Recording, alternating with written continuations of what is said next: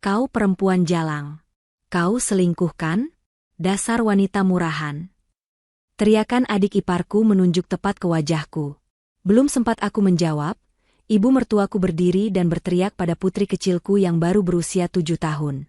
Kamu bukan cucuku. Kamu itu anak haram. Dan Diki bukan ayahmu. Dengar hinaan itu, suamiku hanya tersenyum tipis, mengeluarkan ponselnya, dan melakukan sesuatu. 5 menit kemudian, mereka histeris.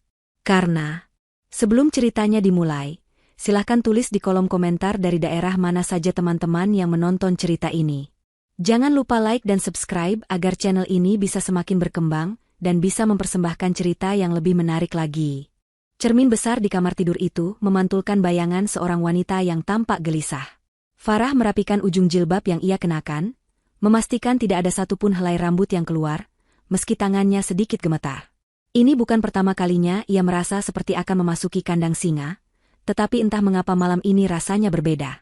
Undangan makan malam dari Ibu Kinan, ibu mertuanya, datang secara mendadak sore tadi. Nada bicara di telepon itu terdengar dingin, penuh perintah, dan tidak menerima penolakan. Farah menghela napas panjang, mencoba menenangkan detak jantungnya yang berpacu lebih cepat dari biasanya. Ia menatap pantulan wajahnya sendiri, mencoba meyakinkan diri bahwa ia adalah istri yang baik, ibu yang baik, dan tidak ada alasan baginya untuk merasa takut. Namun, bayang-bayang hinaan dan tatapan merendahkan yang selama 7 tahun ini ia terima dari keluarga suaminya tidak bisa begitu saja hilang dari ingatan. Pintu kamar terbuka perlahan. Diki masuk dengan setelan kemeja rapi yang membalut tubuhnya yang tegap. Ia melihat istrinya masih berdiri mematung di depan cermin. Diki berjalan mendekat, langkahnya tenang dan tidak bersuara di atas karpet tebal. Ia berdiri di belakang Farah, menatap pantulan istrinya di cermin, lalu meletakkan kedua tangannya di bahu Farah dengan lembut. Sentuhan itu hangat dan menenangkan. Diki tahu persis apa yang sedang dirasakan oleh istrinya. Ia tahu betapa beratnya bagi Farah untuk melangkahkan kaki ke rumah ibunya, tempat di mana harga diri Farah seringkali diinjak-injak tanpa ampun. Diki tidak banyak bicara, karena ia memang bukan tipe laki-laki yang pandai mengumbar kata-kata manis, tetapi tindakannya selalu penuh kepastian. Ia meremas pelan bahu Farah, menyalurkan kekuatan. Farah menoleh, menatap mata suaminya yang teduh namun menyimpan ketegasan. Ia bertanya dengan suara lirih, apakah mereka benar-benar harus pergi malam ini? Farah merasa lelah. Ia lelah harus selalu tersenyum di saat hatinya sakit mendengar sindiran Vina, adik iparnya. Ia lelah harus pura-pura tidak mendengar saat Ibu Kinan membanding-bandingkannya dengan menantu teman-temannya yang berasal dari keluarga kaya raya. Farah hanya ingin hidup tenang bersama Diki dan putri kecil mereka, Uning. Namun, Diki menatapnya lekat-lekat dan berkata bahwa malam ini penting. Diki berjanji bahwa Farah tidak perlu takut. Ia mengatakan kalimat yang janggal, bahwa malam ini semuanya akan selesai. Farah tidak sepenuhnya mengerti apa maksud suaminya, tetapi ia percaya pada Diki. Selama ini, Diki adalah satu-satunya benteng pertahanan yang membuatnya tetap waras menghadapi keluarga beracun itu. Tiba-tiba terdengar suara langkah kaki kecil berlari mendekat. Uning, putri mereka yang baru berusia 7 tahun, muncul di ambang pintu dengan gaun pesta sederhana berwarna biru muda. Wajahnya ceria, matanya berbinar polos, sama sekali tidak menyadari ketegangan yang melanda ibunya. Uning bertanya apakah ia sudah terlihat cantik, karena ia ingin bertemu Nenek Kinan. Hati Farah mencelos mendengar itu. Uning adalah anak yang sangat manis dan selalu berusaha mengambil hati neneknya. Padahal Ibu Kinan tidak pernah sekalipun memberikan pelukan hangat pada cucu perempuannya itu.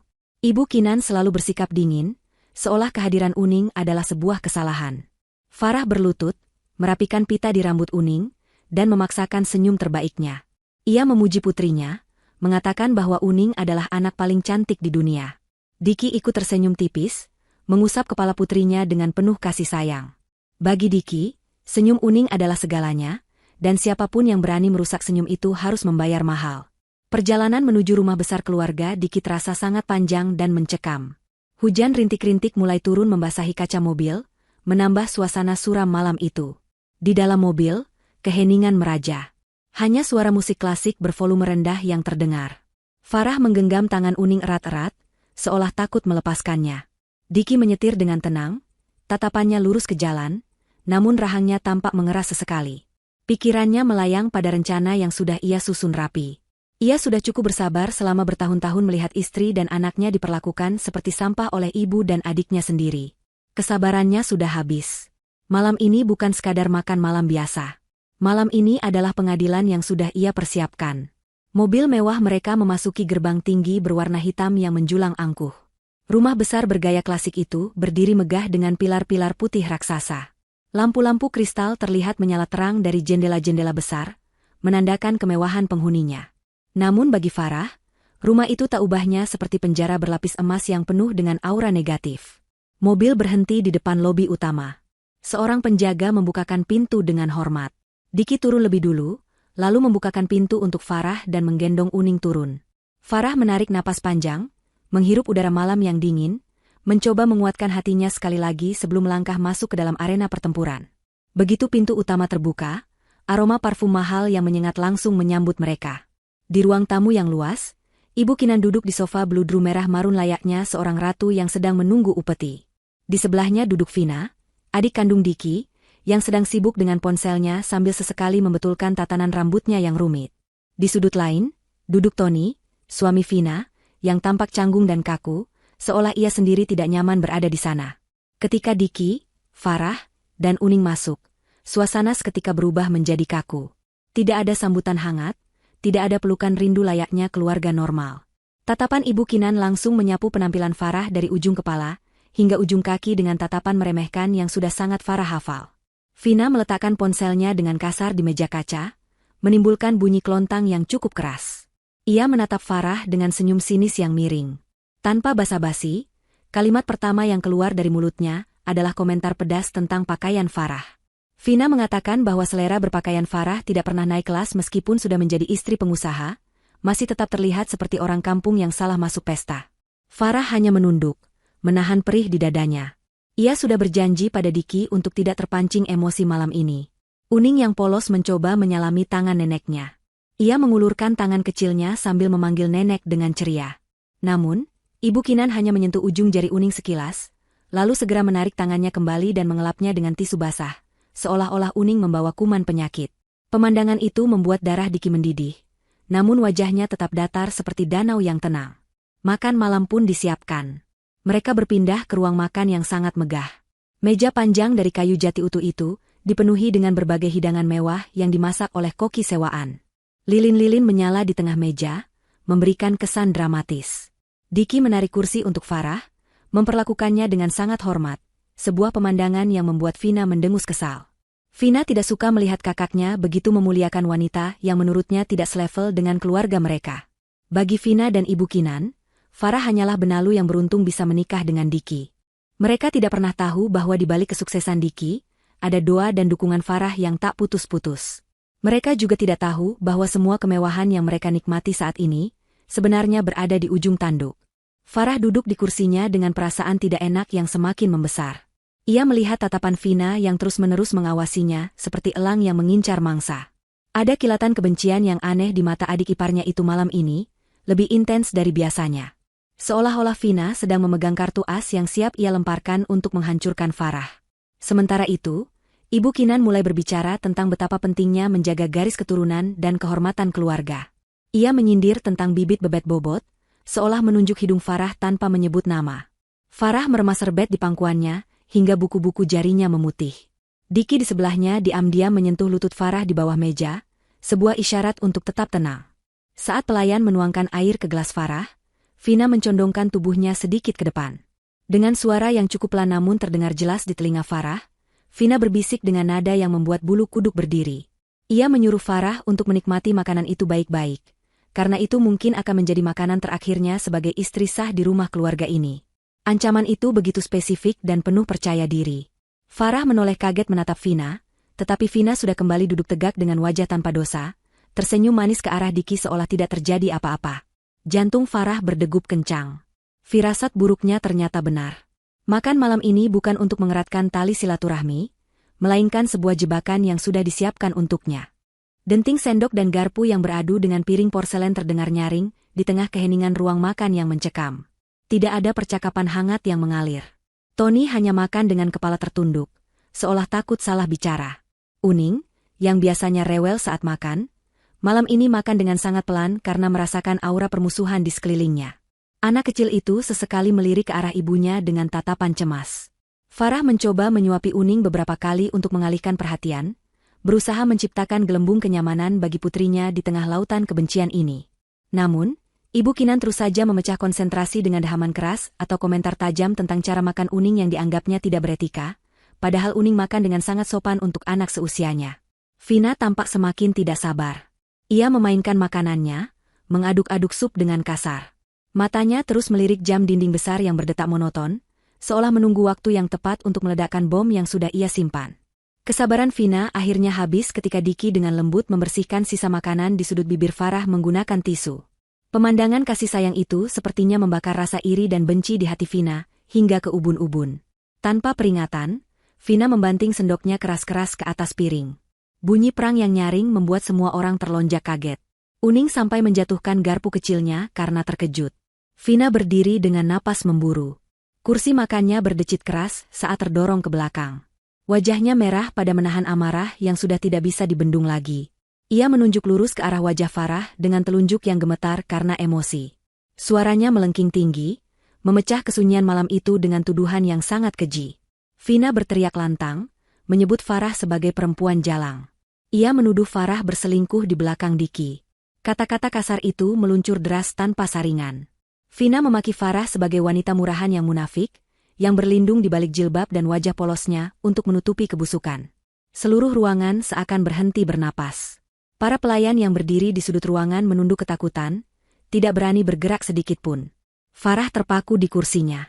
Tubuhnya kaku, otaknya berusaha mencerna kata-kata kasar yang baru saja didengarnya. Ia tidak percaya adik iparnya bisa setega itu memfitnahnya di depan semua orang. Air mata mulai menggenang di pelupuk matanya, bukan karena ia bersalah, tetapi karena rasa sakit hati yang luar biasa. Belum sempat Farah membuka mulut untuk membela diri, serangan kedua datang dari arah kepala meja. Ibu Kinan ikut berdiri, tidak mau kalah dalam momen penghakiman itu.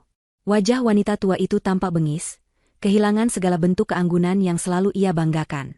Ibu Kinan tidak menunjuk Farah, melainkan menunjuk arah Uning yang sedang gemetar ketakutan di kursi sebelahnya.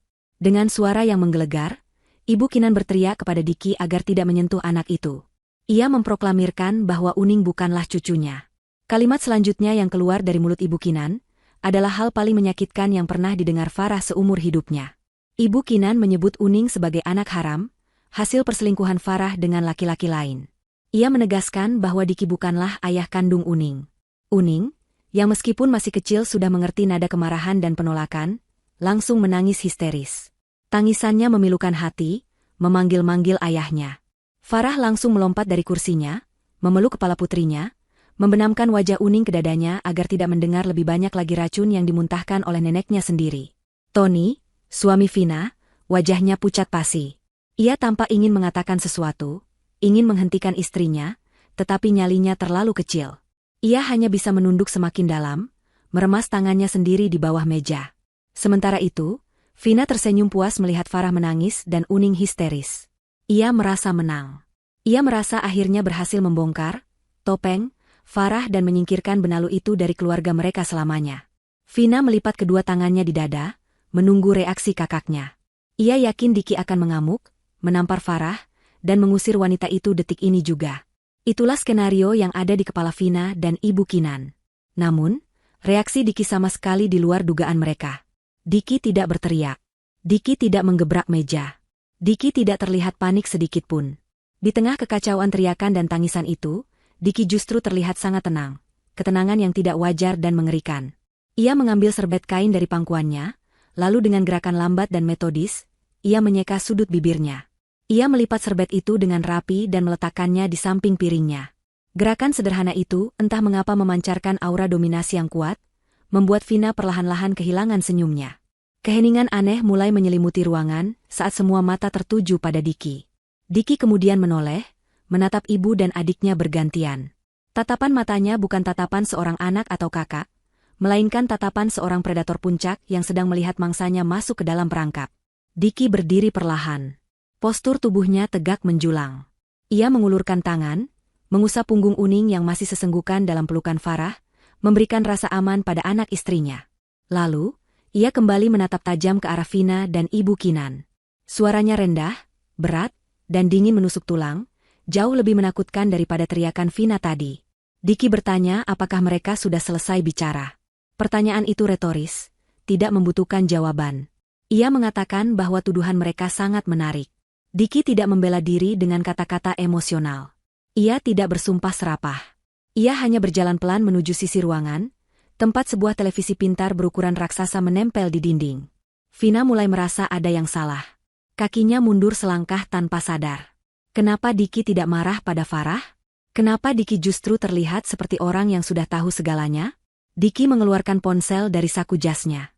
Dengan tenang, ia menghubungkan ponselnya ke layar televisi tersebut. Ia menatap Tony sekilas, lalu memerintahkan adik iparnya itu untuk menyalakan televisi. Nada bicaranya bukan permintaan tolong, melainkan perintah mutlak dari seorang atasan kepada bawahan. Tony yang gugup segera menyambar remote di meja dan menyalakan layar besar itu. Layar hitam itu kini menyala terang, menampilkan loading screen yang berputar, menjadi pusat perhatian semua orang di ruangan itu.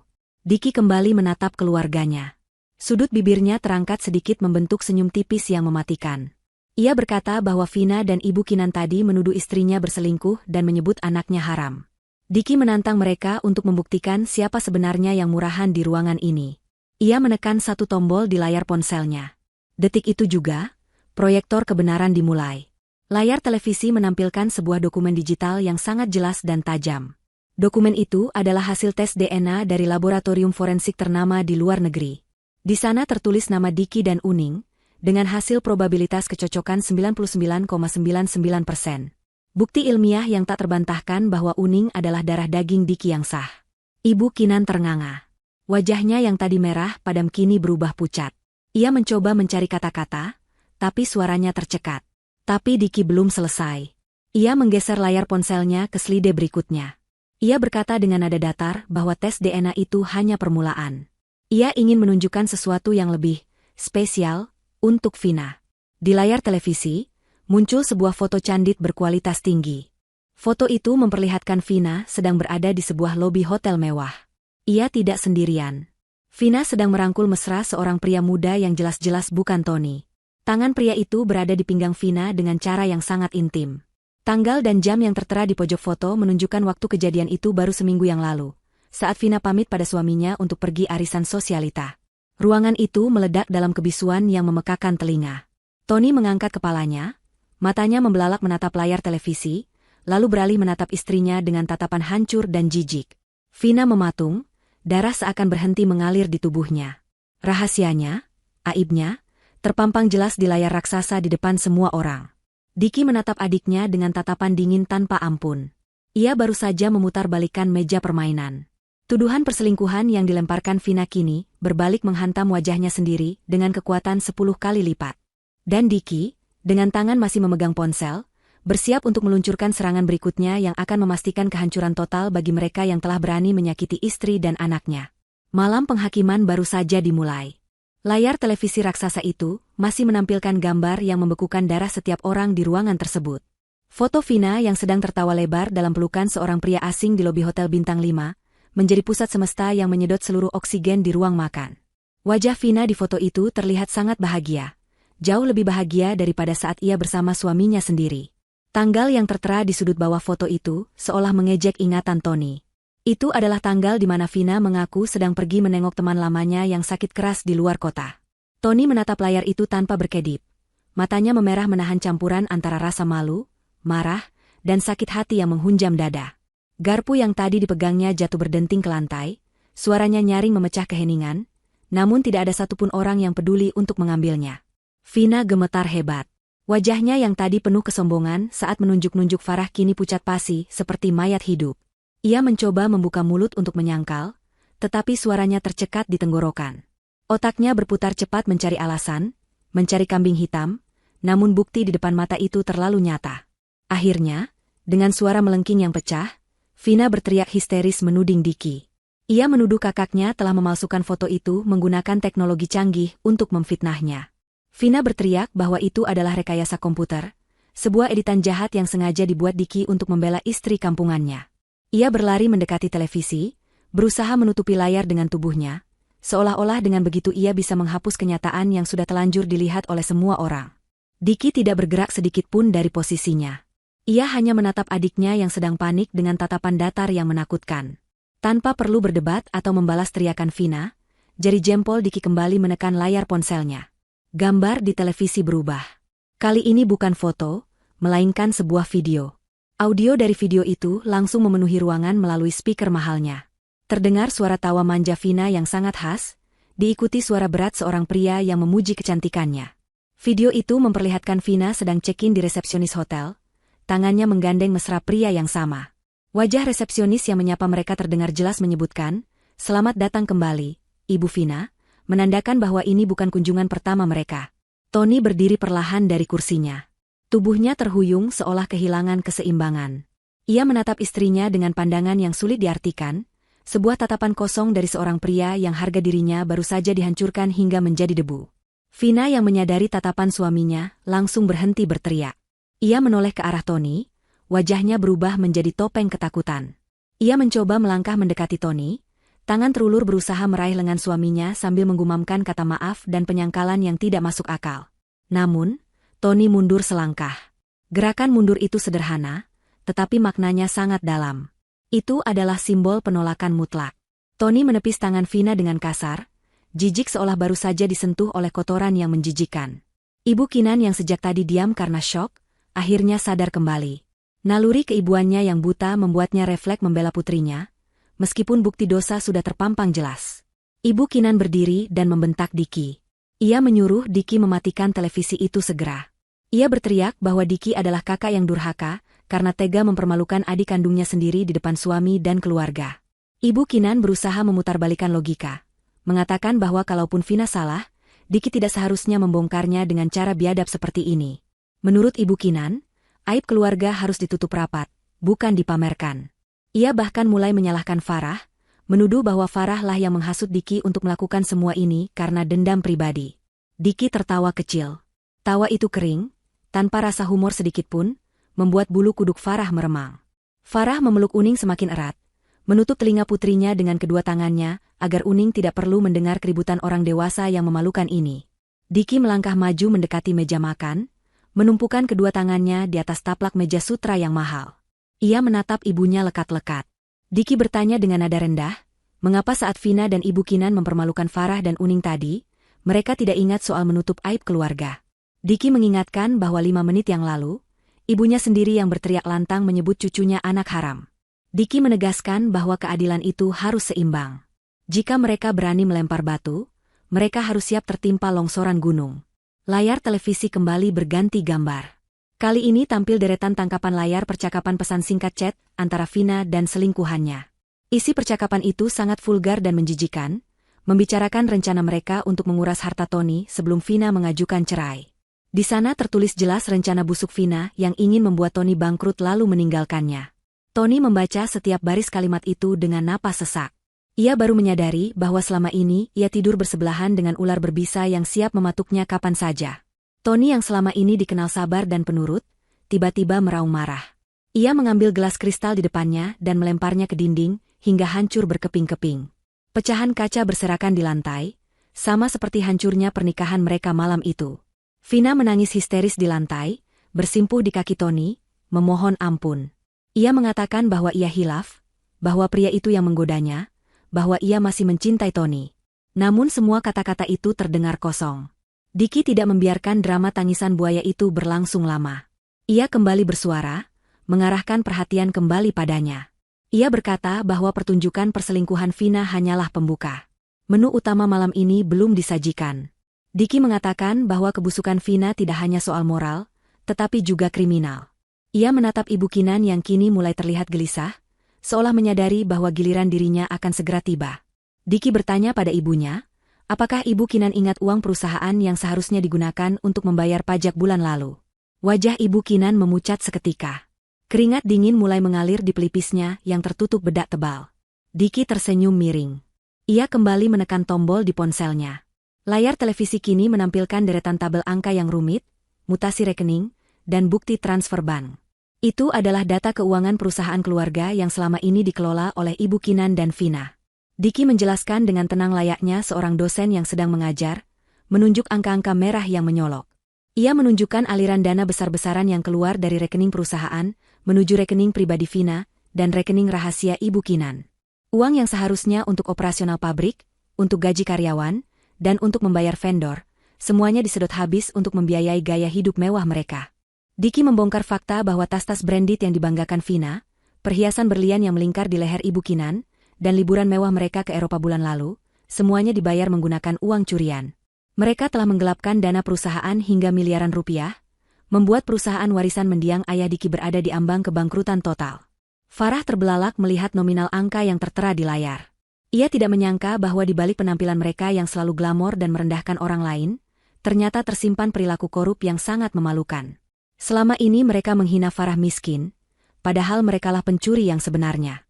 Vina mencoba membela diri lagi, mengatakan bahwa itu adalah uang keluarganya, jadi dia berhak memakainya. Namun Diki memotong ucapan itu dengan tajam. Ia mengatakan bahwa perusahaan itu adalah perseroan terbatas, ada hukum yang mengatur, ada hak pemegang saham lain, dan ada nasib ratusan karyawan yang bergantung di sana. Tindakan mereka bukan sekadar mengambil uang jajan, melainkan pidana penggelapan jabatan. Diki mengungkapkan bahwa ia sudah melakukan audit forensik secara diam-diam selama 6 bulan terakhir. Semua bukti sudah lengkap, rapi, dan tak terbantahkan. Ia memiliki setiap lembar kwitansi, setiap jejak digital transfer, bahkan rekaman suara saat Vina menyuap akuntan kantor untuk memalsukan laporan keuangan. Ibu Kinan terduduk lemas di kursinya. Kakinya terasa seperti jeli. Ia menatap putranya dengan pandangan tidak percaya. Ia tidak menyangka Diki, anak laki-lakinya yang selama ini pendiam dan penurut, ternyata menyimpan bom waktu yang begitu dahsyat. Diki menatap ibunya tanpa rasa iba. Ia mengatakan bahwa selama ini ia diam bukan karena ia bodoh, melainkan karena ia masih memberi kesempatan bagi mereka untuk berubah. Ia masih berharap hati nurani mereka akan tersentuh saat melihat cucu sendiri. Tapi harapan itu musnah malam ini, tepat saat telunjuk Ibu Kinan mengarah ke wajah Uning dan menolaknya. Saat itulah Diki memutuskan untuk menarik pelatuknya. Ruang makan yang mewah itu kini terasa seperti ruang sidang pengadilan neraka bagi Vina dan Ibu Kinan. Pelayan-pelayan sudah mundur menghilang ke dapur, tidak berani menjadi saksi mata kehancuran majikan mereka. Hanya ada suara dengungan mesin pendingin ruangan dan napas berat Tony yang masih berdiri kaku menatap istrinya dengan tatapan asing. Farah masih duduk memeluk Uning, merasakan detak jantung suaminya dari kejauhan yang begitu tenang namun mematikan.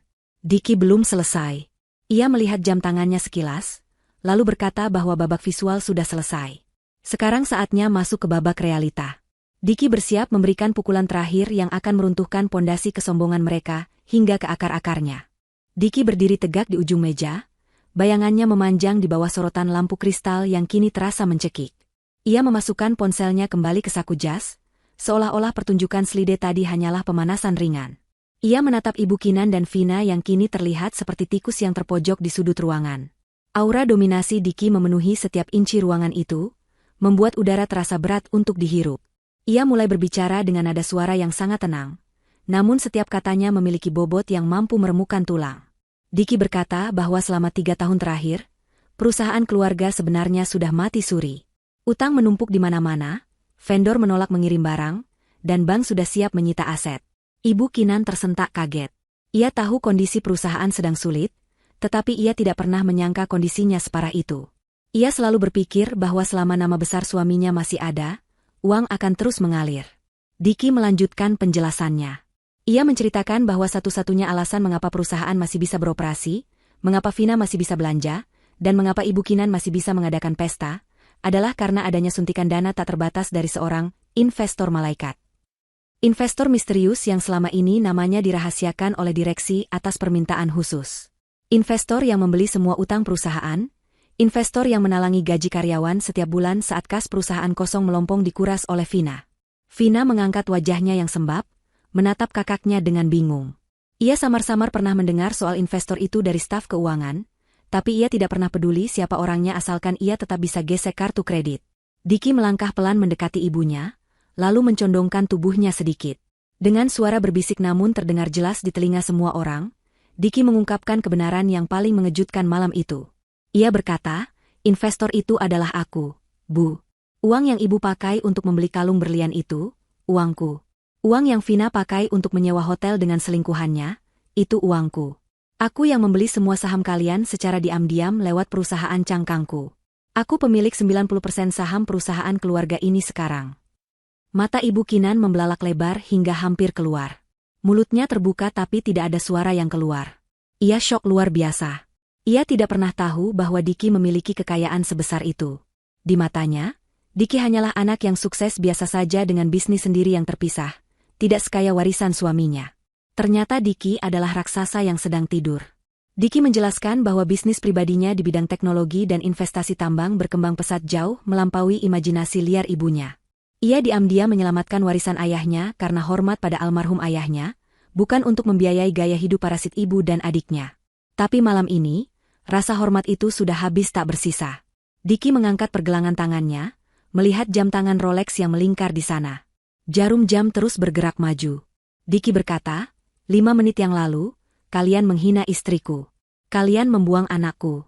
Kalian bilang Uning bukan cucu keluarga ini, kan? Kalian bilang Farah tidak pantas ada di sini? Baiklah. Kalau kalian tidak menganggap mereka keluarga, berarti kalian juga tidak berhak menikmati 1 sen pun uang dari suami Farah dan ayah Uning. Diki mengeluarkan sebuah tablet tipis dari tas kerjanya yang diletakkan di kursi samping. Jari-jarinya menari lincah di atas layar tablet itu, memasukkan beberapa kode otorisasi perbankan tingkat tinggi.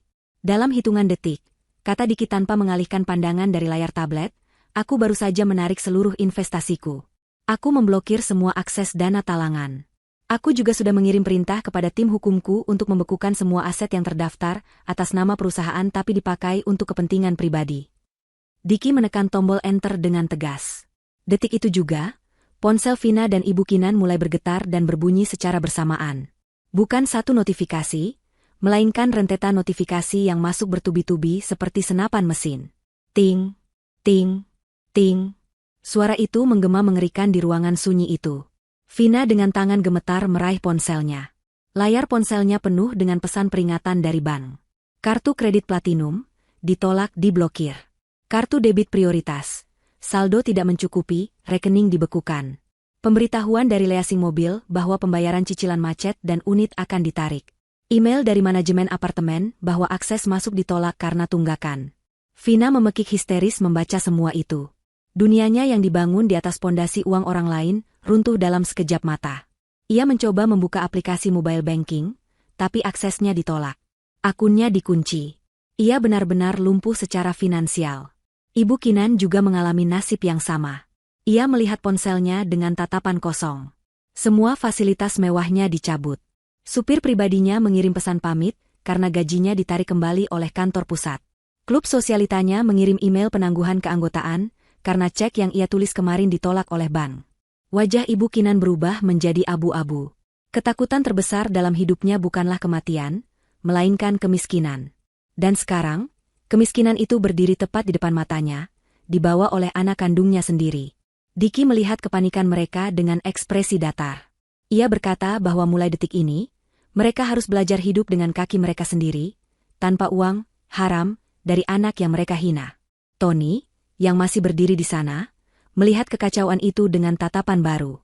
Ia melihat Vina bukan lagi sebagai istri cantik yang kaya raya, melainkan sebagai penipu yang bangkrut dan peselingkuh. Tony merogoh saku celananya, mengeluarkan kunci mobil mewah yang selama ini ia kendarai, mobil yang dibelikan oleh Vina menggunakan uang perusahaan. Tony meletakkan kunci itu di atas meja makan, tepat di depan Diki. Ini bukan milikku, kata Tony dengan suara parau. Dan perempuan itu. Tony menunjuk Vina, juga bukan milikku lagi. Tony menoleh pada Diki, mengucapkan terima kasih karena telah membuka matanya, lalu berbalik badan dan berjalan keluar dari ruang makan itu tanpa menoleh lagi, meninggalkan Vina yang berteriak memanggil namanya. Vina mencoba mengejar Tony, tapi langkahnya terhenti oleh suara Diki yang kembali berbicara. Jangan buang energimu, Vina. Kamu punya masalah yang lebih besar daripada ditinggal suami. Diki menunjuk sekeliling ruangan mewah itu. Rumah ini, sertifikatnya sudah digadaikan ibu ke bank 3 tahun lalu untuk bisnis batubara bodong itu. Ingat? Aku yang menebus sertifikatnya dan menyimpannya.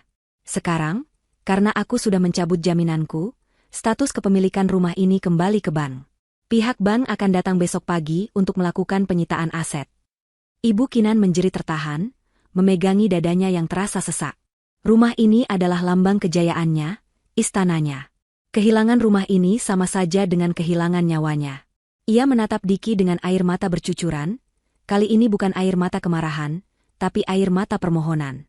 Diki, kamu tidak mungkin tega mengusir ibumu sendiri. Rintihnya memelas.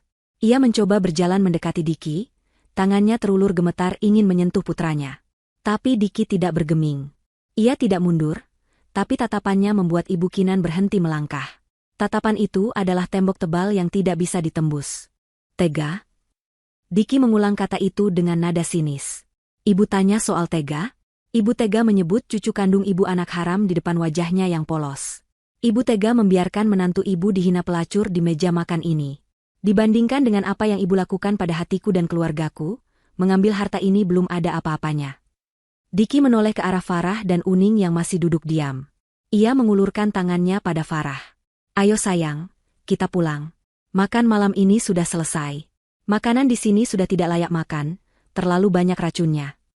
Farah menyambut uluran tangan suaminya. Ia berdiri, menggendong Uning yang sudah berhenti menangis tapi masih membenamkan wajah di leher ibunya. Mereka bertiga berdiri sebagai satu kesatuan yang utuh, kontras dengan Vina dan Ibu Kinan yang hancur berantakan. Sebelum melangkah pergi, Diki memberikan satu instruksi terakhir. Kalian punya waktu 1 jam untuk mengemas barang-barang pribadi. Hanya pakaian, perhiasan, tas, jam tangan, lukisan, semuanya adalah aset perusahaan yang sudah diaudit. Jika ada satu barang berharga yang hilang saat petugas sita datang besok, aku sendiri yang akan melaporkan kalian atas tuduhan pencurian aset. Dan percayalah, aku punya pengacara terbaik untuk memastikan kalian membusuk di penjara. Diki membalikkan badan, memimpin istri dan anaknya keluar dari ruang makan neraka itu. Langkah kakinya tegap dan mantap. Di belakangnya, terdengar suara tangisan Vina yang meraung-raung dan suara tubuh Ibu Kinan yang merosot jatuh ke lantai, pingsan karena tidak kuat menanggung beban kenyataan. 5 menit yang lalu mereka adalah ratu yang sombong, sekarang mereka hanyalah tunawisma dengan utang menggunung. Karma tidak menunggu waktu lama untuk bekerja malam itu, ia datang dengan kecepatan penuh, dikemudikan langsung oleh tangan Diki. Farah berjalan di samping suaminya, merasakan udara malam di luar yang dingin menerpa wajahnya, namun hatinya terasa hangat. Ia tahu, mulai malam ini, tidak ada lagi yang berani menyakiti mereka. Badai sudah berlalu, menyisakan puing-puing bagi mereka yang menanam angin. Kepergian Diki, Farah, dan Uning dari ruang makan meninggalkan kehampaan yang mencekam, seolah-olah nyawa dari rumah besar itu ikut tersedot keluar bersama mereka. Ibu Kinan yang sempat pingsan perlahan membuka matanya, dibantu oleh Vina yang masih sesenggukan dengan riasan wajah luntur berantakan. Saat kesadaran Ibu Kinan pulih sepenuhnya, hal pertama yang menghantamnya bukanlah rasa sakit fisik, melainkan rasa sakit mental yang jauh lebih menyiksa. Ingatan tentang kata-kata Diki berputar ulang di kepalanya, seperti rekaman mimpi buruk yang tidak bisa dimatikan. Semua aset dibekukan. Rumah disita. Hidup mewah mereka tamat. Ibu Kinan mencoba bangun, kakinya gemetar hebat, ia berpegangan pada tepi meja makan yang kini terasa dingin. Ia melihat sekeliling, berharap ini semua hanya lelucon atau mimpi buruk. Tetapi layar televisi yang masih menyala menampilkan data kebangkrutan perusahaan menjadi bukti nyata yang tak terelakkan. Vina masih sibuk dengan ponselnya, jarinya menekan layar dengan panik, mencoba menghubungi siapa saja yang bisa menolong. Ia menelepon teman-teman sosialitanya, orang-orang yang selama ini ia traktir makan mewah dan ia ajak liburan. Namun, satu persatu panggilan itu ditolak atau tidak diangkat. Salah satu teman dekatnya bahkan mengirim pesan singkat yang menyakitkan, mengatakan bahwa gosip tentang kehancuran keluarga mereka sudah menyebar di grup WhatsApp kalangan elit hanya dalam hitungan menit, dan tidak ada yang mau terseret dalam lumpur kebangkrutan mereka. Vina membanting ponselnya ke sofa, menjerit frustrasi. Ia baru menyadari betapa palsunya dunia yang ia agung-agungkan selama ini. Teman-temannya hanya ada saat ia punya uang, dan sekarang saat ia jatuh miskin, mereka membuangnya seperti sampah, persis seperti yang ia lakukan pada Farah. Ibu Kinan yang didorong oleh rasa takut akan kemiskinan, memaksakan diri untuk berdiri tegak. Naluri bertahan hidupnya menyala. Ia berpikir bahwa Diki adalah anaknya, darah dagingnya, tidak mungkin Diki benar-benar tega membiarkan ibunya tidur di jalanan. Ia yakin Diki hanya sedang marah sesaat, dan bisa dibujuk dengan air mata ibu. Dengan langkah terseok-seok, Ibu Kinan menyeret Vina untuk mengejar Diki ke ruang tamu. Mereka harus mencegat Diki sebelum mobilnya meninggalkan halaman rumah. Vina yang awalnya gengsi, kini tidak punya pilihan lain selain mengikuti ibunya. Bayangan harus hidup tanpa kartu kredit, dan AC membuatnya lebih takut daripada kehilangan harga diri. Mereka mendapati Diki, Farah, dan Uning sedang berdiri di dekat pintu utama. Diki sedang berbicara dengan kepala keamanan rumah, memberikan instruksi tegas untuk mengawasi proses pengosongan rumah. Melihat Diki belum pergi, secercah harapan muncul di mata Ibu Kinan.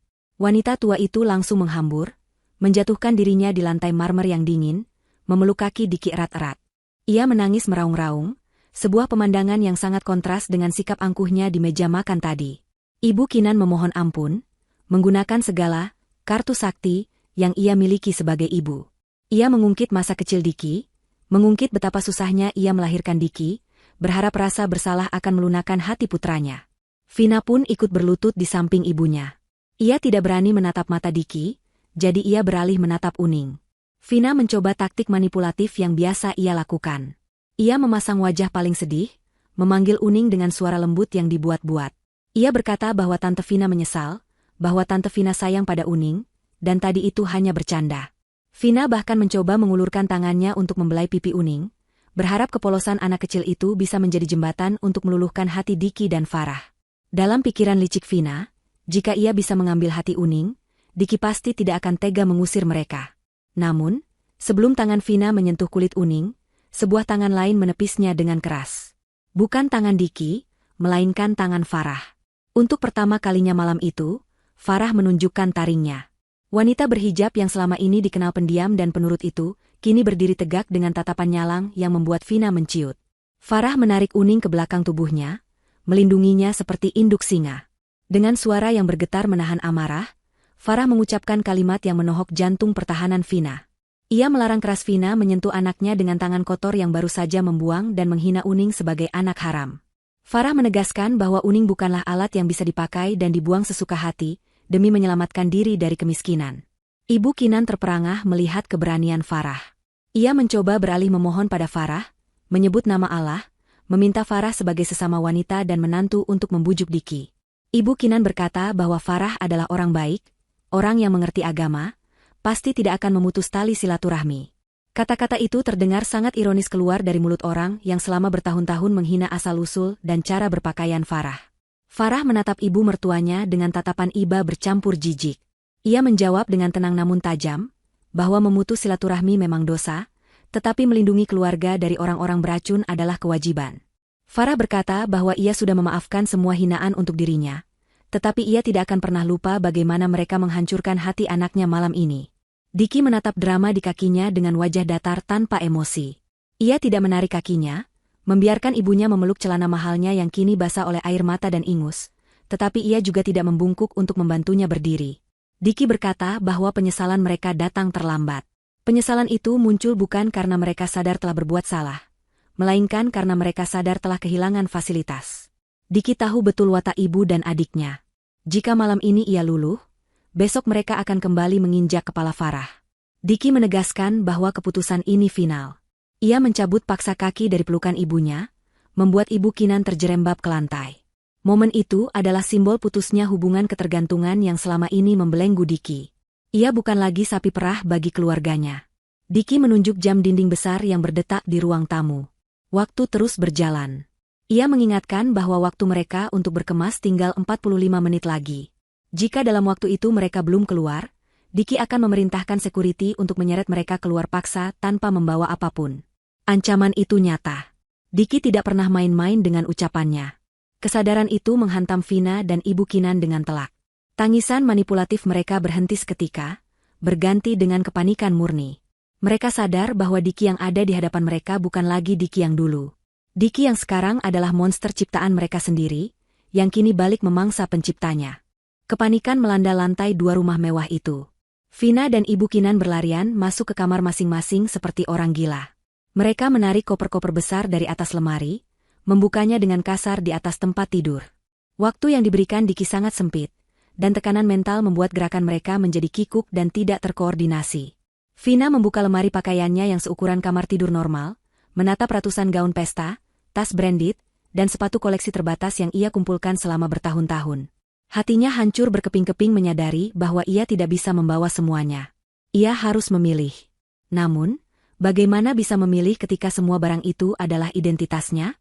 Tanpa barang-barang mewah itu, Vina merasa dirinya bukan siapa-siapa.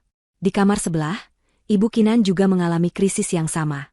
Ia mencoba memasukkan kotak perhiasannya ke dalam tas jinjing, tetapi tiba-tiba pintu kamarnya terbuka. Kepala keamanan masuk bersama 2 orang staf legal yang dibawa Diki. Dengan sopan namun tegas, staf legal itu menahan tangan Ibu Kinan. Mereka menjelaskan bahwa sesuai instruksi Bapak Diki dan data audit perusahaan, semua perhiasan yang dibeli menggunakan kartu kredit perusahaan adalah aset yang sedang disita. Ibu Kinan berteriak histeris, mencoba mempertahankan kalung berlian kesayangannya, menarik-narik kotak perhiasan itu seperti anak kecil berebut mainan. Namun tenaga staf keamanan jauh lebih kuat. Mereka menyita kotak itu, mencatatnya dalam daftar inventaris, dan membiarkan Ibu Kinan menangis meraung-raung di lantai karpet. Vina yang mendengar keributan di kamar ibunya menjadi semakin panik. Ia mencoba menyembunyikan beberapa jam tangan mewah di balik tumpukan baju dalam kopernya. Ia berpikir tidak akan ada yang memeriksa sampai ke dalam sana. Namun, ia salah besar. Diki tidak meninggalkan celah sedikit pun. Staf pemeriksa masuk ke kamar Vina, meminta Vina minggir, dan mulai memeriksa isi koper yang sedang dikemas.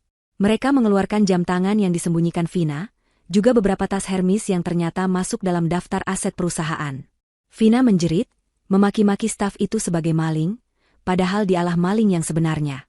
Staf itu hanya bekerja profesional, menyisihkan barang-barang pribadi murni seperti pakaian dalam dan baju kasual, lalu menyita sisanya. Koper Vina yang tadinya penuh sesak kini terlihat menyedihkan, hanya berisi tumpukan baju lusuh. 1 jam berlalu dengan sangat cepat. Diki menunggu di teras depan, duduk santai di kursi rotan sambil menyesap kopi yang disajikan oleh pelayan yang kini lebih patuh padanya daripada pada majikan lamanya. Farah duduk di sebelahnya, memeluk Uning yang sudah tertidur karena kelelahan menangis. Hujan di luar semakin deras, seolah alam pun mendukung suasana dramatis malam itu. Pintu utama terbuka. Vina dan Ibu Kinan keluar dengan menyeret koper mereka sendiri. Tidak ada pelayan yang membantu. Para pelayan hanya berdiri berjejer di lorong, menatap kepergian majikan mereka dengan tatapan dingin. Selama ini Vina dan Ibu Kinan memperlakukan pelayan dengan buruk, dan malam ini mereka menuai buah dari sikap arogan mereka. Tidak ada simpati di mata para pekerja itu, hanya rasa lega bahwa masa tirani telah berakhir. Vina dan Ibu Kinan berdiri di teras, basah oleh keringat dingin dan air mata.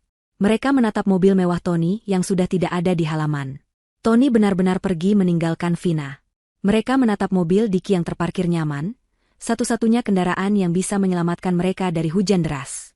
Vina, yang harga dirinya sudah hancur lebur diinjak-injak realita, melakukan upaya terakhir yang sangat menyedihkan. Ia melepaskan pegangan pada kopernya, lalu berlari kecil dan menjatuhkan dirinya berlutut tepat di depan kaki Farah. Ia tidak lagi peduli pada gengsi. Ia bersujud, memegang ujung gamis Farah, memohon belas kasihan agar diizinkan menginap semalam saja, atau setidaknya diberi tumpangan ke hotel murah. Vina menangis terseduh-seduh, mengakui semua kesalahannya. Ia berkata, "Mbak Farah, tolong aku adik iparmu. Aku salah, aku minta maaf. Tolong jangan biarkan aku dan ibu di jalanan hujan begini. Pinjamkan aku uang sedikit saja, Mbak, aku mohon." Pemandangan Vina yang berlutut menyembah wanita yang sejam lalu ia sebut pelacur sungguh ironis. Ibu Kinan di belakangnya hanya bisa menunduk. Wajahnya terlalu malu untuk diangkat. Ia sudah tidak punya tenaga lagi untuk memohon, jiwanya sudah patah saat perhiasannya diambil paksa. Farah menatap adik iparnya yang bersimpuh di kakinya. Wajah Farah tenang, tidak ada dendam yang meledak-ledak, tetapi juga tidak ada kelemahan. Ia teringat jelas bagaimana telunjuk Vina menuding wajahnya di meja makan. Ia teringat rasa sakit saat harga dirinya diinjak. Farah memundurkan kakinya sedikit, melepaskan gamisnya dari cengkeraman tangan Vina. Ia menatap Vina lurus-lurus, lalu mengucapkan kalimat yang menjadi penutup sempurna bagi penderitaan Vina malam itu. Dengan suara lembut namun tegas, Farah berkata, "Vina, kamu ingat kata-katamu tadi? Kamu bilang aku wanita murahan. Maaf ya, wanita murahan ini tidak punya uang receh untuk pengkhianat sepertimu. Uangku halal, terlalu suci untuk membiayai orang yang memfitnah anakku." Kata-kata itu menghujam lebih tajam daripada pisau. Vina terdiam, mulutnya ternganga, air matanya berhenti mengalir karena syok. Ia tidak menyangka Farah bisa setegas itu. Diki berdiri, memberi isyarat pada security.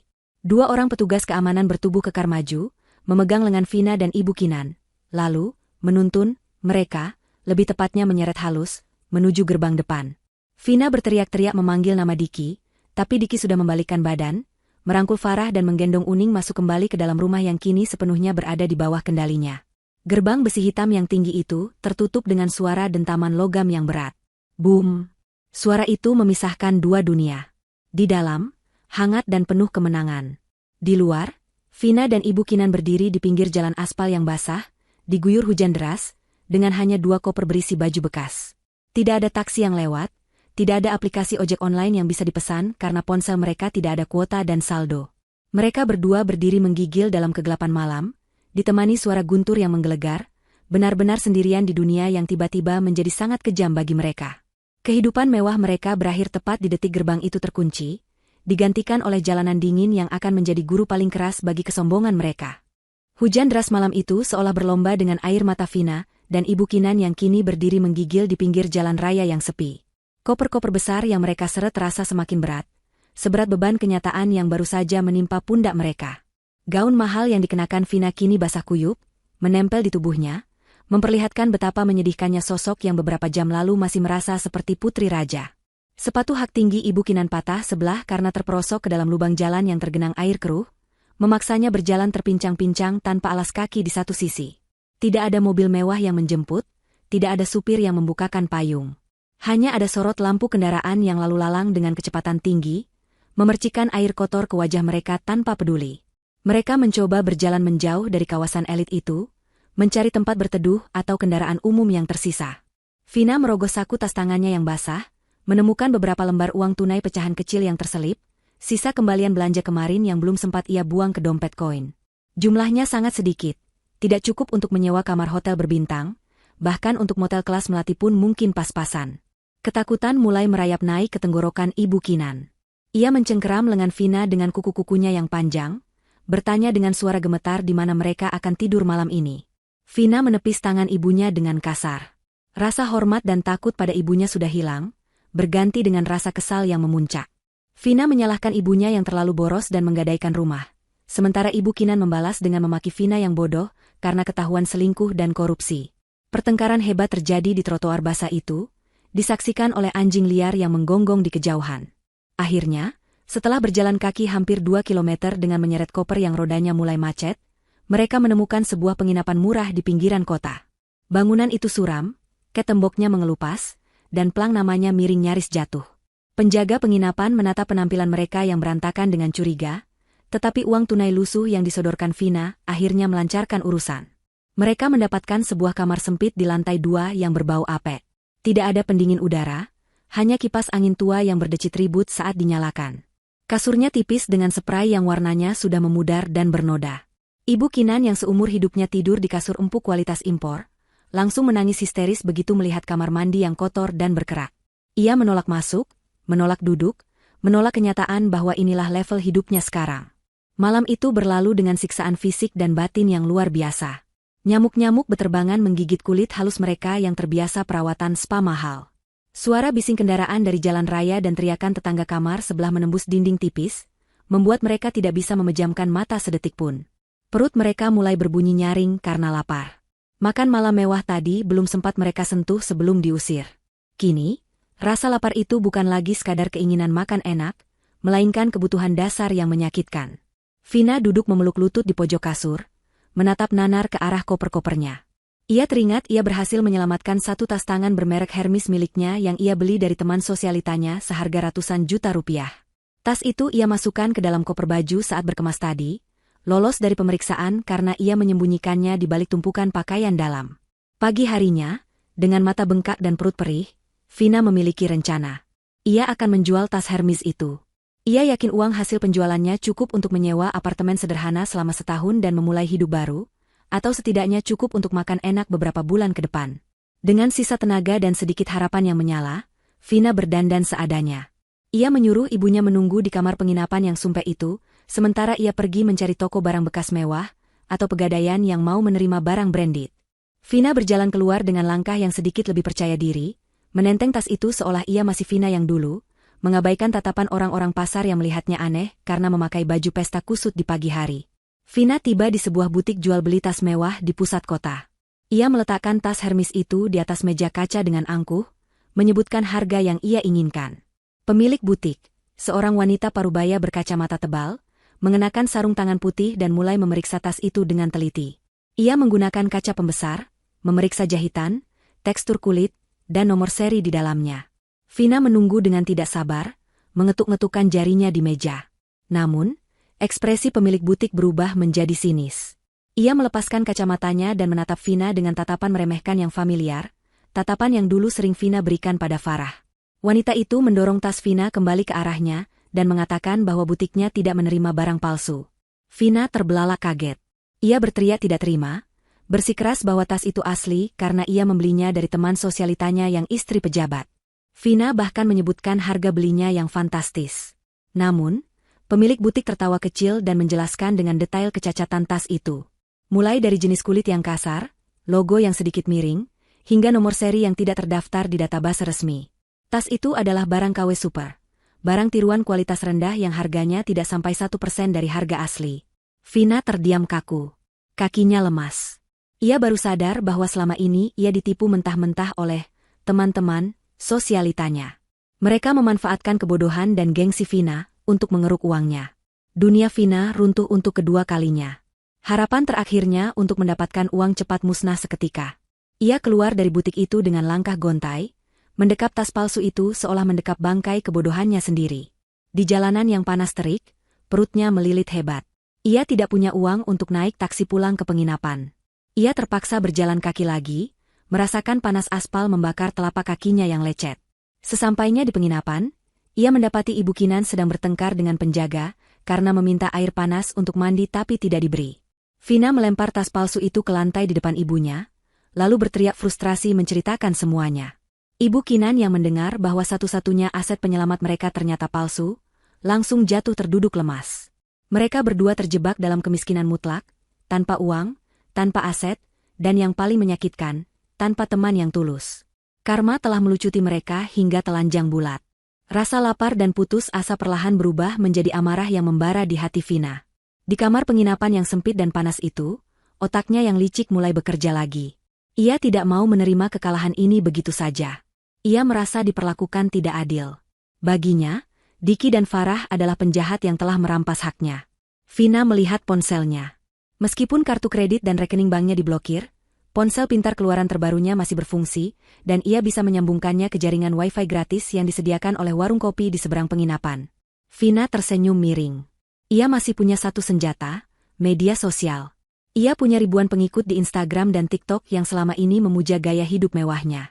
Vina yakin, jika ia memutarbalikkan fakta dan bermain sebagai korban, netizen akan berpihak padanya dan menyerang Diki.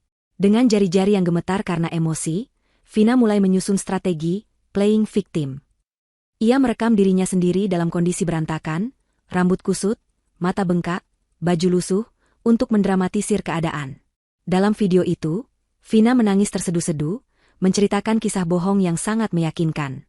Ia mengatakan bahwa ia dan ibunya yang sudah tua renta diusir paksa dari rumah warisan ayah mereka di tengah malam saat hujan deras. Ia menuduh kakak kandungnya sendiri, Diki, telah diguna-guna oleh istrinya yang jahat, Farah. Vina mengarang cerita bahwa Farah adalah wanita manipulatif yang ingin menguasai harta keluarga dan menghasut Diki untuk membuang ibu kandungnya sendiri ke jalanan. Ia tidak menyebutkan soal perselingkuhannya, soal penggelapan uang, atau soal hinaannya pada Uning. Ia hanya menonjolkan bagian, anak durhaka mengusir ibu tua.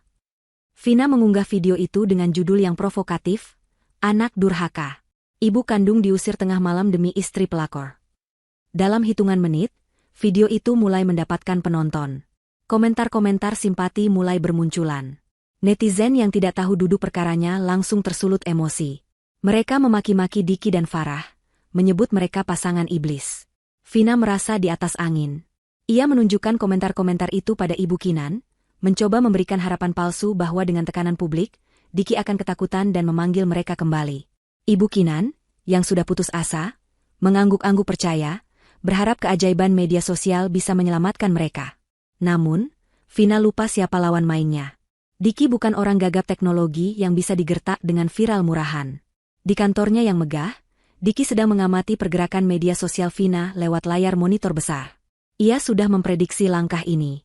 Diki tidak marah, ia justru merasa kasihan dengan kebodohan adiknya yang terus menggali lubang kuburnya sendiri semakin dalam. Diki menoleh pada tim humas dan pengacaranya yang sudah siaga. Ia memberikan satu anggukan singkat, sinyal untuk meluncurkan serangan balasan yang sudah disiapkan. Diki tidak perlu membuat video klarifikasi sambil menangis. Ia hanya perlu menyajikan fakta mentah yang tak terbantahkan. 1 jam setelah video Vina viral, sebuah akun anonim yang dikelola tim Diki merilis sebuah utas, thread, panjang di media sosial yang sama. Utas itu berjudul, Kronologi Sebenarnya, di Balik Drama Pengusiran. Utas itu tidak berisi narasi cengeng, melainkan bukti-bukti digital yang mematikan. Postingan pertama adalah rekaman CCTV ruang makan kualitas HD. Dalam video itu, terlihat jelas dengan audio yang jernih saat Vina berdiri, menunjuk wajah Farah, dan berteriak memaki, wanita jalang. Terlihat jelas juga saat Ibu Kinan menunjuk Uning dan berteriak, anak haram. Video itu tidak dipotong, menampilkan kebrutalan verbal yang dilakukan Vina dan ibunya terhadap anak kecil dan wanita berhijab yang diam. Netizen yang tadinya membela Vina mendadak hening. Namun bukti tidak berhenti di situ. Postingan kedua menampilkan bukti audit keuangan perusahaan. Foto-foto mutasi rekening yang memperlihatkan Vina mentransfer uang gaji karyawan untuk membeli tas mewah dan liburan. Postingan ketiga adalah yang paling menghancurkan reputasi Vina. Foto-foto perselingkuhan Vina yang sudah disensor bagian intimnya, tetapi jelas memperlihatkan ia bermesraan dengan pria lain, lengkap dengan bukti chat rencana jahatnya untuk menceraikan Tony setelah menguras hartanya. Dalam sekejap mata, angin berbalik arah dengan kecepatan badai. Simpati netizen berubah menjadi kemurkaan massal. Kolom komentar video Vina yang tadinya penuh dukungan, kini banjir dengan hujatan. Netizen menyebut Vina sebagai Ratu Drama, Duta Playing Victim, dan Wanita Ular. Tagar Vina pelakor dan ibu mertua jahat menjadi trending topik nomor 1. Vina yang sedang memantau ponselnya di warung kopi, menjerit histeris membaca komentar-komentar itu. Ia mencoba menghapus videonya, tetapi sudah terlambat. Video itu sudah diunduh dan disebarkan ulang oleh ribuan orang. Reputasinya hancur lebur, bukan hanya di mata keluarga, tapi di mata seluruh Indonesia.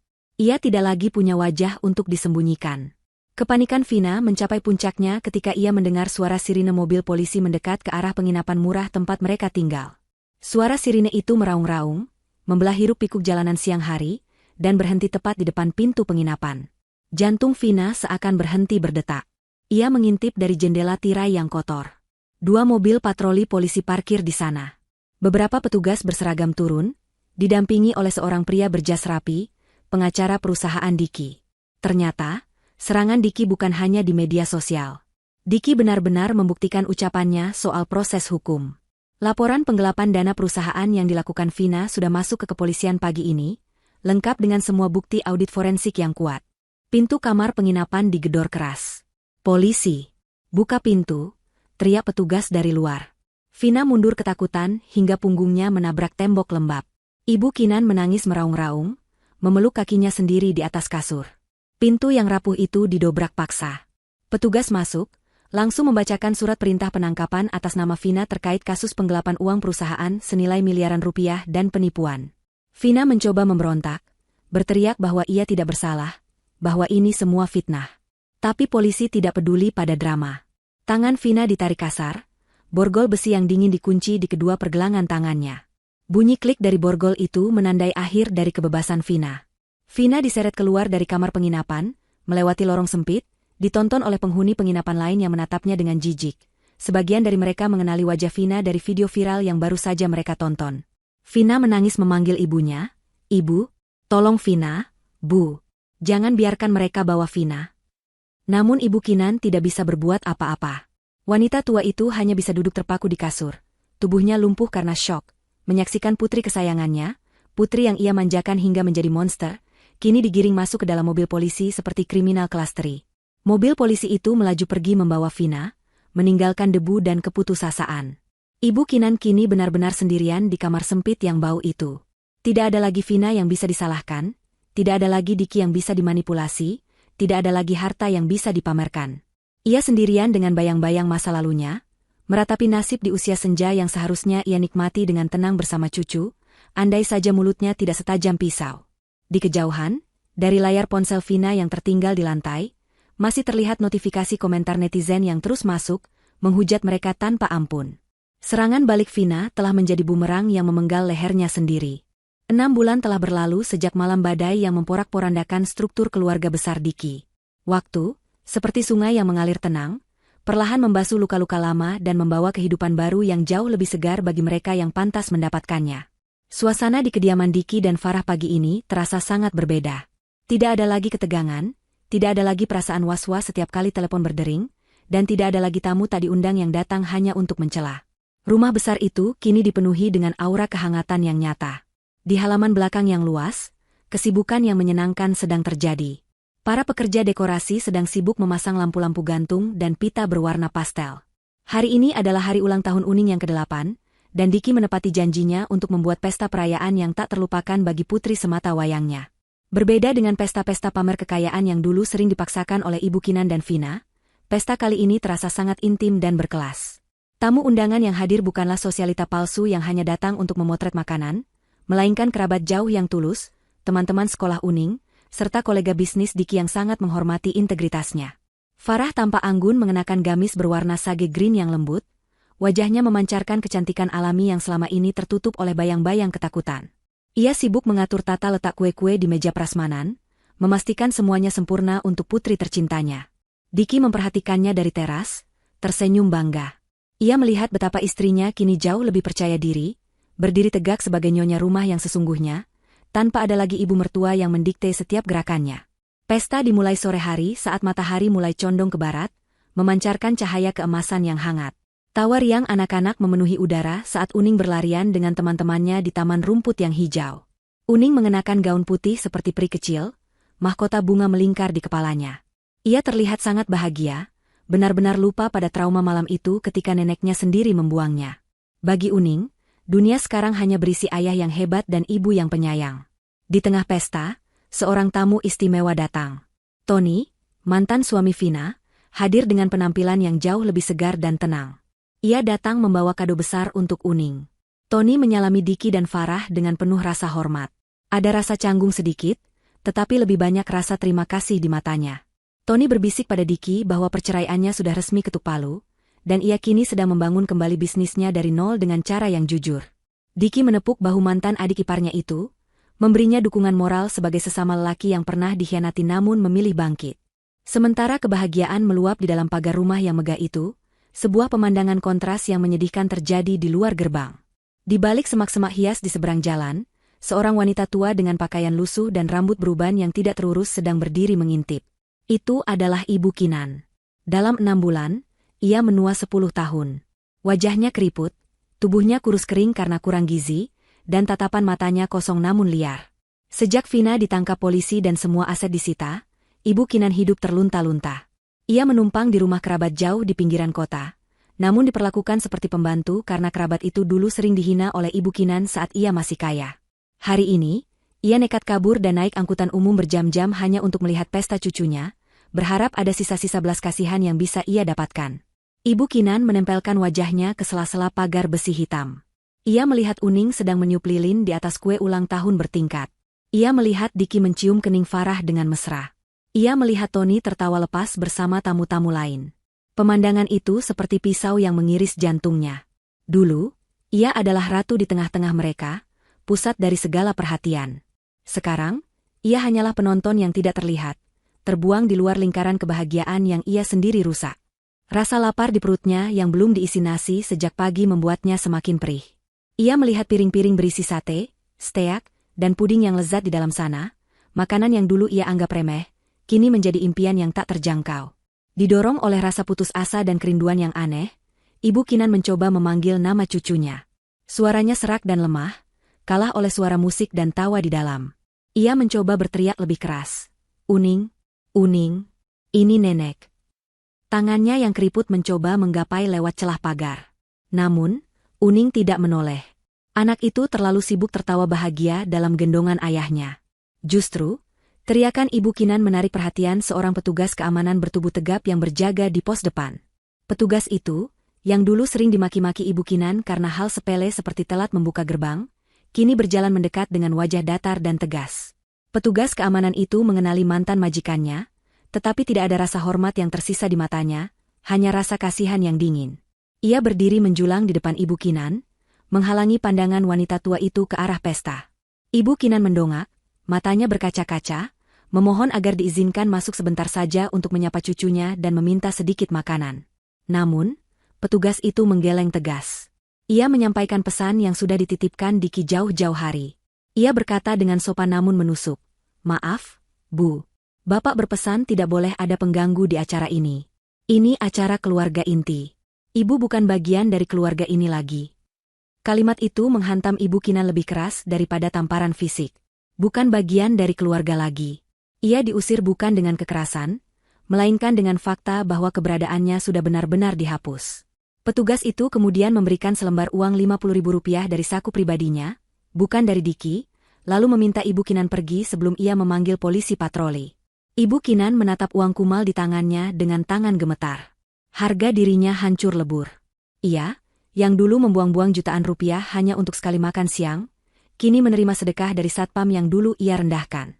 Dengan langkah terseok-seok dan air mata yang mengalir deras di pipinya yang kotor, Ibu Kinan berbalik badan, meninggalkan gerbang kemegahan itu, kembali ke kegelapan jalanan, sementara di belakangnya, suara tepuk tangan meriah terdengar saat Uning memotong kue pertamanya. Waktu berputar cepat, melompati tahun demi tahun, membawa setiap karakter menuju takdir akhir yang telah mereka ukir sendiri melalui perbuatan di masa lalu. 5 tahun kemudian, keadilan semesta telah bekerja dengan presisi yang mengerikan, menempatkan setiap orang tepat di tempat yang pantas mereka dapatkan. Di sebuah lembaga pemasyarakatan wanita yang sumpek dan lembab, seorang narapidana bernama Vina sedang berjongkok menyikat lantai kamar mandi umum penjara yang bau pesing. Penampilannya sudah tidak bisa dikenali lagi. Wajahnya yang dulu glowing berkat perawatan klinik mahal, kini kusam, penuh flek hitam, dan terlihat jauh lebih tua dari usia sebenarnya. Rambutnya yang dulu selalu ditata rapi di salon, kini dipotong pendek asal-asalan dan kasar. Vina divonis 10 tahun penjara atas kasus penggelapan dana korporasi dan penipuan berlapis. Hidup di dalam penjara adalah neraka dunia baginya. Sifatnya yang sombong dan suka memerintah di awal masa tahanan, membuatnya menjadi target bully para narapidana senior yang lebih garang. Setiap hari, Vina harus melayani ketua geng di blok selnya, mulai dari mencuci baju mereka, memijat kaki, hingga menyerahkan jatah makanannya sendiri. Jika ia menolak atau berani melawan, pukulan dan siksaan fisik akan menantinya di sudut-sudut yang tidak terjangkau CCTV. Tidak ada lagi tas Hermes, tidak ada lagi skincare, tidak ada lagi pujian palsu. Yang ada hanya bentakan kasar dan rasa takut yang konstan. Di sela-sela menyikat lantai, Vina sering menangis diam-diam, teringat pada Tony, suami yang dulu ia sia-siakan. Ia mendengar kabar dari narapidana baru bahwa Tony sudah menikah lagi dengan wanita sederhana dan hidup bahagia, sukses dengan bisnis barunya. Penyesalan itu datang setiap malam. Mencekik lehernya, membisikkan bahwa semua penderitaan ini adalah hasil dari keserakahannya sendiri.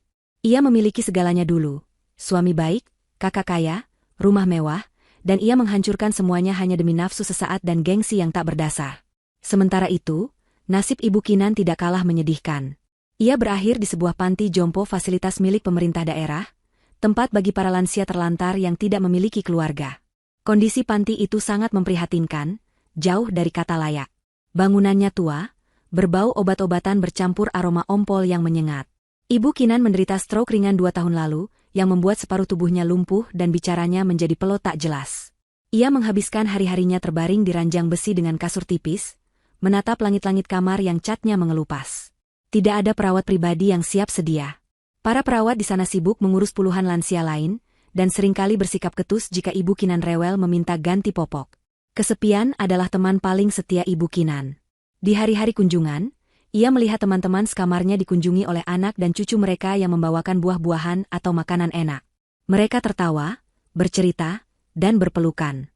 Ibu Kinan hanya bisa melihat dari balik lambu tempat tidurnya dengan hati yang hancur. Tidak ada yang pernah datang menjenguknya. Tidak Vina yang masih di penjara, dan tentu saja bukan Diki. Ia pernah mencoba meminta perawat menelepon nomor lama Diki, tetapi nomor itu sudah tidak aktif. Diki sudah menutup akses sepenuhnya. Satu-satunya harta yang dimiliki Ibu Kinan adalah selembar foto lusuh yang ia simpan di bawah bantalnya, foto keluarga besar 10 tahun lalu, saat Diki masih tersenyum padanya, saat Vina masih kecil, saat semuanya masih baik-baik saja sebelum kesombongan meracuni hatinya.